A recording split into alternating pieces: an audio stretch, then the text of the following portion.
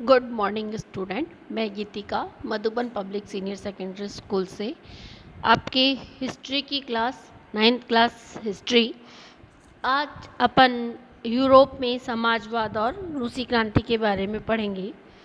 इससे पहले जो अपने टॉपिक हो चुका है फ्रांस की क्रांति का, उसके बारे में इसमें भी थोड़ा सा बताया गया है कि किस प्रकार जो है फ्रांस की क्रांति हुई और उसका जो प्रभाव है वो रूस की क्रांति के ऊपर भी देखा गया। सबसे फर्स्ट जो अपना है समाजवाद, है ना। समाज जो है वो एक सामाजिक सत्ता और कुलीन वर्ग के चर्च का नियंत्रण था। यही प्रक्रिया थी फ्रांस में। समाज के अंदर जो पूर्ण नियंत्रण था वो किसका था? सत्ता का नियंत्रण था। और चर्च के लोग जो हैं वो उनके ऊपर अपना नियंत्रण रखते थे।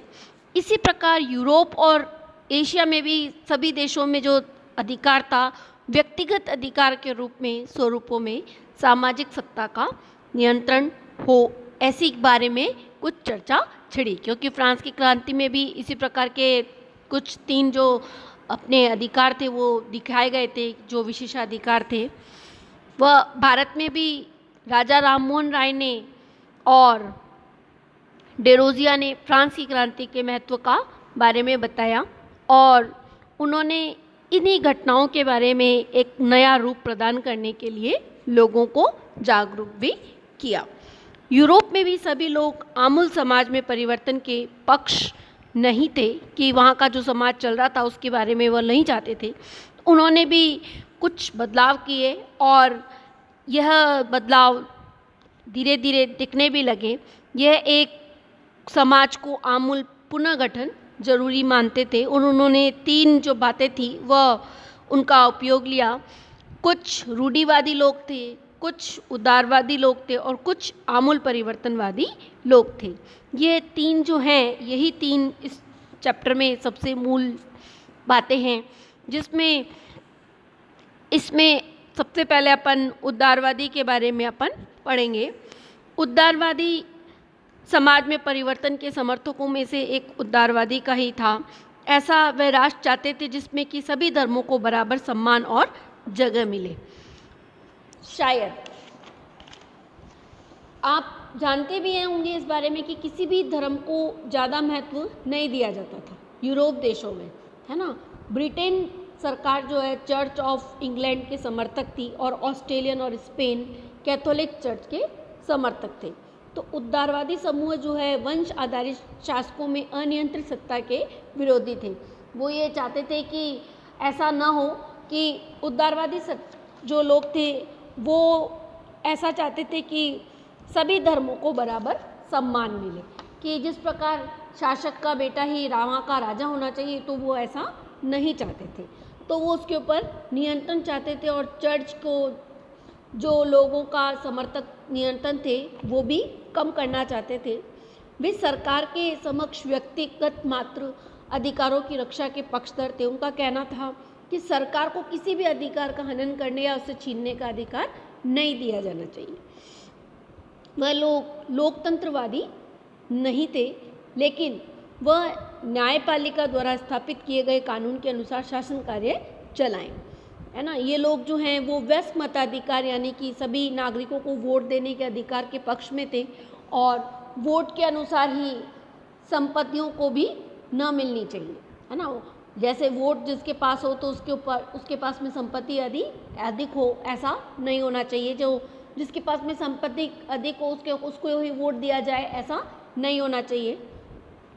दूसरी जो सरकार थी वो थी रेडकिल समूह के जो लोग थे वो ऐसे सरकार के पक्ष में थे जो देश की आबादी के बहुमत के समर्थक पर आधारित हो, कि जिसको ज़्यादा बहुमत मिल रहा हो जिस आबादी को, वो उस पर मताधिकार। लोग महिला आंदोलन को भी समर्थक थे। वह लोग महिलाओं को भी वोट देने के लिए, मताधिकार के लिए समर्थक थे। मताधिकार से अर्थ आप समझते ही हैं, वोट डालने के अधिकार पाने के लिए चलाया गया एक आंदोलन था इस प्रकार का। तो उदारवादियों के विपरीत ये लोग जमींदारों और संपन्न उद्योगपतियों से प्राप्त किसी भी तरह की जो विशेषाधिकारों के खिलाफ थे।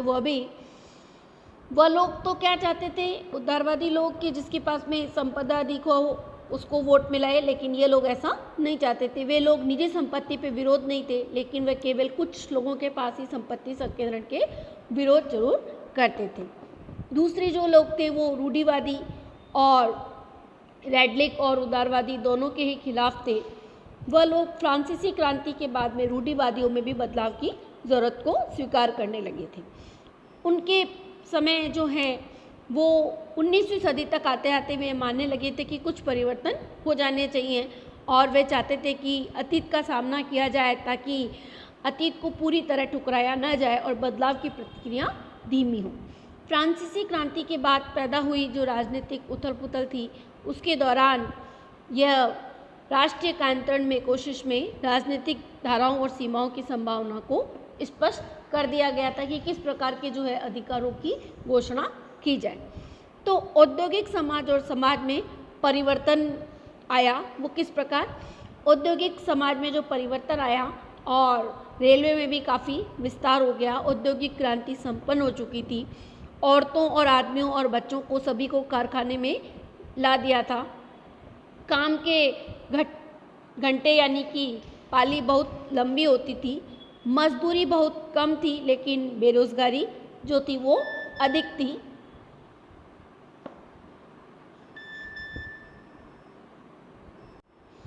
इस प्रकार जो है उन्होंने औद्योगिक व्यवसायों के जरिए ऐसा चाहा कि लोगों को रोजगार मिले और बढ़ावा दिया जाए कि उनके जो स्वास्थ्य का जो स्तर है, मजदूरों के जो स्वास्थ्य का जो स्तर है उसको भी उच्च उठाया जाए और नागरिकों को पढ़ाया लिखाया जाए ताकि उनको विशेष जो अधिकार हैं वो भी प्राप्त हो सकें।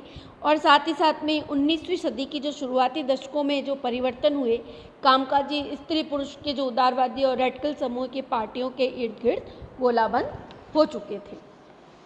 यूरोप में 1815 में जिस तरह सरकार बनी, उनसे छुटकारा पाने के लिए यह राष्ट्रवादी, उदारवादी और रेडिकल आंदोलन क्रांतिकारियों ने पक्ष में थे। फ्रांस, इटली, जर्मनी और रूस में लोग क्रांतिकारी हो गए और राजाओं का तख्ता पलट की प्रयास करने लगे। राजाओं को वो वहाँ से हटाने लगे कि उन्होंने ये चाहा कि अब जो है वो इस प्रकार की सरकार, मताधिकार की जो सरकार है वो आ जानी चाहिए। 1815 के बाद में इटली के राष्ट्रवादी गिसेप मैजिन ने यह लक्ष्य प्राप्त करने के लिए समर्थकों के साथ में मिलकर राजा के खिलाफ साजिश भी रची थी। भारत जैसे और कई राष्ट्रवादियों ने भी इस प्रक्रियाओं को करने की कोशिश भी की थी। यूरोप में समाजवाद किस प्रकार आया उसके बारे में, समाज में पुनर्गठन की जो संभावना थी वो आने लगी और विचारधारा जो है समाजवादी थी कि 19वीं सदी में समाजवाद का लोग जो हैं वो जानने लगे थे और लोगों जो है वो अपनी ओर उसको आकर्षित भी करने लगे थे। समाजवाद निजी संपत्ति के विरोधी थे, यानी वे संपत्ति पर निजी स्वामित्व को सही नहीं मानते थे। उनका ये कहना था कि संपत्ति जो इसके पास में भी हो वो स्वामित्व की व्यवस्था की सारी समस्याओं की जड़ मानते थे उसको। तो जिनके पास संपत्ति होगी वह लोग, सारे लोगों के पास में संपत्ति तो है नहीं, तो जिसके दूसरों के रोजगार भी मिलता है। लेकिन समस्या यह थी कि संपत्तिधारी व्यक्ति जो थे वो सिर्फ अपने फ़ायदे के मतलब के बारे में ही सोचते थे। इसलिए उन्होंने संपत्ति पर उन्होंने किसी भी एक व्यक्ति की बजाय पूरे समाज का नियंत्रण हो तो वह ज़्यादा सही रहेगा, और सामाजिक हितों के बारे में उन्होंने ध्यान दिया। समाजवाद इसी तरह बदलाव लाना चाहते थे और बड़े पैमाने पर इस अभियान को चलाना चाहते थे। यह चलाया भी गया और इसका जो आधार था वो यही था कि समाजवादियों को कोऑपरेटिव यानी कि सामूहिक उद्यम के विचार में दिलचस्पी थी। इंग्लैंड के जाने माने उद्योगपति रॉबर्ट ओवन ने इंडियाना में नया समन्वय के नाम से एक नए तरह के समुदाय और रचना की, जिससे समाजवादी मानते थे कि केवल व्यक्तिगत पहलकदमी से ही बहुत बड़े सामूहिक खेत नहीं बन सकते, जबकि सरकार अपनी तरफ सामूहिक खेती को बढ़ावा दे। यानी कि व्यक्ति अपने आप से ही बड़ा नहीं बन सकता, सरकार जो है वो इसमें कुछ ना कुछ प्रावधान रखे कि लोगों को सामूहिक खेती को बढ़ावा मिले। और फ्रांस के लिए यह लुई ब्लॉक चाहते थे कि वह सरकार पूंजीवादी उद्योगों की जगह सामूहिक उद्योगों के बढ़ावा दे। कोऑपरेटिव ऐसे ही लोगों के समूह थे जो मिलकर चीज बनाते और मुनाफे के प्रत्येक सदस्य द्वारा दिए गए काम को हिसाब आपस में बांट लेते थे। जो लोग जुड़े हुए थे इस चीज़ से, तो वह कोऑपरेटिव जो थे, समाजवादियों के जो कोऑपरेटिव यानी कि जो सामूहिक थे, वो यही इसी की ओर थे कि जो सदस्य होते थे उसके कोऑपरेटिव के उसको जो उनको मुनाफा होता था तो वे आपस में बांट लिया करते थे। ये कार्ल मार्क्स और फ्रेडरिक एंगल्स ने इस दिशा में नए बातें बताई और उन्होंने औद्योगिक समाज को पूंजीवादी समाज के बारे में विचार था। पूंजीवादी फैक्ट्री में लगी हुई जो पूंजी थी उसका स्वामित्व पूंजीपतियों को मुनाफा और मजदूरों को मेहनत से पैदा होता था। जो पूंजी उनको मिलती थी वो किससे मिलती थी? वह पूंजी उनको जो मुनाफा मिलता था वो मजदूरों के, जो औद्योगिक क्रांति के बाद में जो लोग मशीनों पे जो कार्यरत थे उनके द्वारा ही मिल रहा था। तो वह यह चाहते थे कि मजदूरों की स्थिति में सुधार नहीं हो सकता, कि अपनी स्थिति में सुधार लेने के लिए मजदूरों को पूंजीवादी और निजी संपत्तियों पर आधारित शासन को हटा देना चाहिए। वह लोग मार्क्स पे विश्वास थे और पूंजीपतियों के साथ में होने से वह संघर्ष में मजदूरों की होगी और उनकी राय में कम्युनिटी समाज में भविष्य में समाज होगा। तो इसी प्रकार समाज के लिए वह समर्थक थे और उन्होंने 1870 के दशक में आते आते समाजवादी विचार पूरे यूरोप में फैला चुके थे। उन्होंने द्वितीयक इंटरनेशनल के नाम से एक अंतर्राष्ट्रीय संस्था भी बना ली थी। इंग्लैंड और जर्मनी के मजदूरों ने यह संकट के समय अपने सदस्यों को मदद पहुंचाने के लिए इन संगठनों को स्थापित किए और काम के घंटों की कमी और मताधिकार के लिए आवाज़ उठाना भी शुरू किया।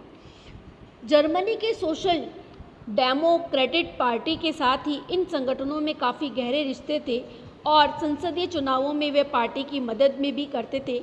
1955 में ब्रिटेन के समाजवादियों और ट्रेड यूनियन आंदोलनकारियों ने लेबर पार्टी के नाम से अपनी एक अलग पार्टी बना ली थी। फ्रांस में भी सोशलिस्ट पार्टी के नाम से एक पार्टी का गठन किया गया था।